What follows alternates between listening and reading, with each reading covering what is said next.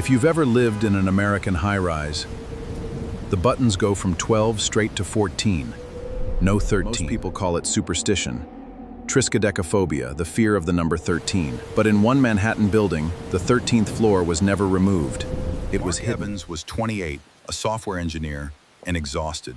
After a 14-hour shift, all he wanted was to go home, collapse into bed, and forget the day ever happened. The elevator jolted, the display flickered, and then, instead of 14, the number above the door glowed deep red, 13. What waited outside wasn't part of the Grand Regent. A narrow hallway, stale air, and lights that buzzed like they were dying. Mark turned back to the elevator. The doors slammed shut, and when he reached for the call button, there was nothing there.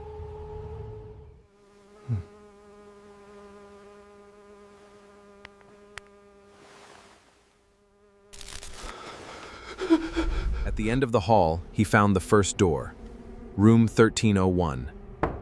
He knocked, no answer. So he tried the handle, and the door opened. Looked frozen in another decade. A rotary phone, heavy wooden furniture, a cup of coffee still steaming, like someone had just stepped away. Beside the coffee sat a framed photograph. Mark picked it up and felt his blood turn cold. The picture was of him, and on the back, someone had written 4 words. He finally came home. Mark ran. Every instinct in his body told him to get away from that room.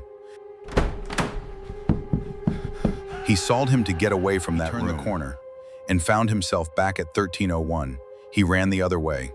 Another turn, another hallway, and again, 1301.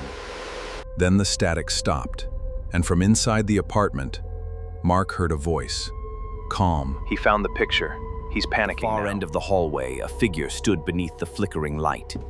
Tall, motionless, wearing a trench coat and a hat that hid its face in shadow. Mark threw himself back into room 1301.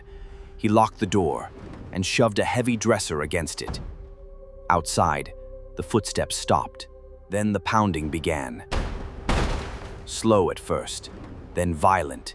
Each hit shook the room. His phone vibrated. 1 bar of signal. A message from an unknown number. No text, just a video. It was a live feed of the hallway outside. The figure stood at the door. Then it stopped and slowly turned toward the camera. The figure removed its hat, and Mark saw the impossible. It wasn't a stranger. It wasn't a Monside gets your life. The version inside gets the floor. The lock burst apart, and the dresser slid back, and the door began to open. The next morning, the elevator opened on the 14th floor. A man stepped out. He looked exactly like Mark Evans, but something in his eyes was gone. Weeks later, a technician found Mark's phone wedged inside the elevator shaft between the 12th and 14th floors. Only one file remained, an audio recording, breathing, grinding elevator gears, and then a scream. So if you ever see a blank space between 12 and 14, whatever you do, don't press it, because some floors are built for living,